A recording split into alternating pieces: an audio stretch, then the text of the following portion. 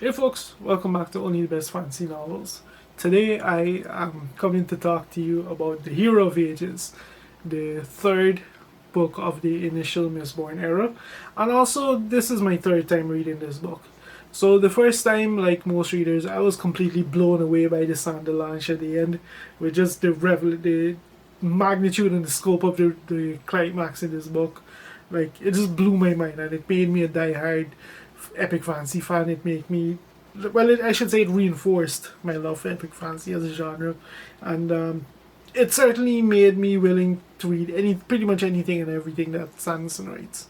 And then the second time I read the book, which is like maybe 3 years ago, like I had it was just such a joy to go back through and pick out the key points that now knowing the ending would be like just to kind of revel in the way that he sets things up, and just to have like a deeper understanding of the characters. And so this one, this third time, honestly, I think the thing that really like that I enjoyed most in this book, it was the character work.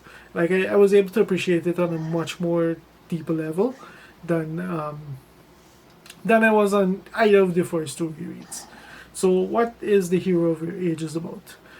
It's a year after the events of the Well of Ascension, and the primordial force that Vin unintentionally released has been wreaking havoc. The world is dying, like the ash monks are more active than ever. It's just blasting ash into the sky. The sky has darkened. The land is riven by earthquakes. Plant life is dying off. The mist is killing more and more people. It's just an absolute horror show on Scandriel right now. The remnants of Kelsier's crew have kind of just banded together, and they're trying to gather up the remnants of humanity that are left to pool resources, and also to just help as many people as possible survive, because what's happening is Luthadel is at the center of widening. The farther away from Luthadel you go, the more and more the mists have been just blanketing the land, killing off the plant life, killing off the animals, and making it harder for people to survive.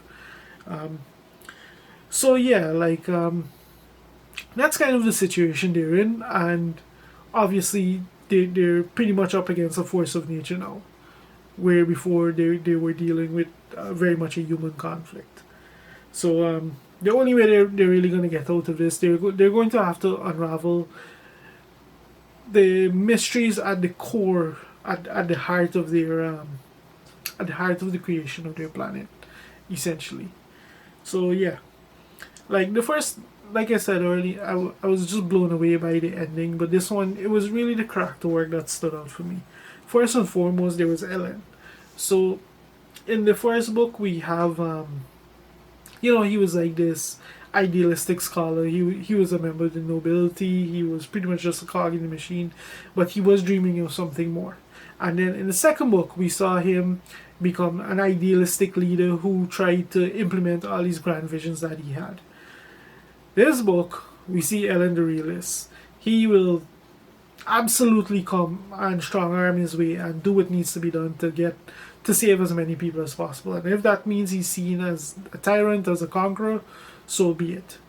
At the same time, he avoids conflict as much as possible. He avoids just he avoids human on human conflict, um, even even if it may be necessary, which is a conundrum he faces he when they go to recover some of the resources that the Lord Ruler left for them, and they encounter a city that is being managed well by someone who has a lot of Ellen's ideals and has read a lot of the same things that Ellen has, and he's trying to institute a similar government to what in his own way to with the ideas that Ellen had. So he finds himself in like a moral conundrum, because up until this point, as much as he's essentially strong armed his way into various villages and these kind of things to conquer them and just recapture them, he's never once he's never once commanded his army to attack another city that would cost human lives, and like he hasn't done it through violence. He's done it through the promise of violence, basically, and now he's faced with a situation where there's another where essentially his ideas are being replicated, and he doesn't have the moral justification to go in and take this village and claim that he's doing it for their good, because they seem to be doing pretty good on their own. So he's forced to make the choice of, will he be an actual conqueror then, and it's a good moral conundrum to put him in. And then we have Vin, who in the first book, street urchin, grudging member of the team, whatever. In the second book, she dealt with a lot of conflict over whether she over her place in the new hierarchy, and in this book, she it kind of goes one step further for her, because she has to delve into the mystery of this force that she unleashed, and the way it's slowly but steadily affecting the world around them. And she has to do it in a way, and because of the way that this force works, she pretty much can only do it on her own, to the point where she can't speak of what she's thinking regarding this force. And it kind of puts her in the spot, because at the end of the day, Vin is a street kid. Like, she's not necessarily, she might be wily, she might be smart, and creative in the way that she deals with problems, but she isn't necessarily equipped to delve into a mystery like this. And because of that, like, to say her story is quite a challenge is an understatement. Um, it is helped by the fact that she's a good read. She's good at reading people. She's good at understanding the personalities of people that she works with and how best to react to them. And that's pretty much the one of her core personality traits that manages to save her by the end of by the book. And then finally we have Sazed. Throughout these novels, Sazed has always been like this staunch, faithful comrade. He especially when it comes to like the religion. So religion is such a big part of all of Brandon Sanderson's work, especially like his early stuff. I've mentioned this in, I guess, pretty much all his other videos though, that I've been reading at least. Like, religion is such a key part, and in this one we see Sazed, who has so far been saying, he believes in all these religions that he knows, which is over 500.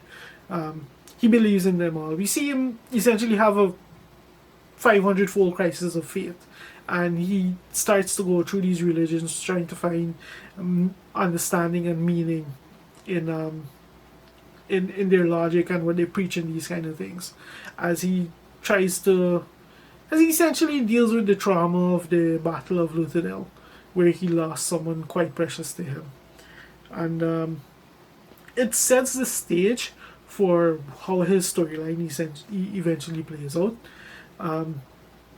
In like a twofold aspect, it sets the stage for him to, like, one of his key quests is that one of the key things about his personality is that he knows all these religions, all these dead religions, but he doesn't know his own religion, the Terrace people's religion. That one was lost to time. It kind of sets the stage for him to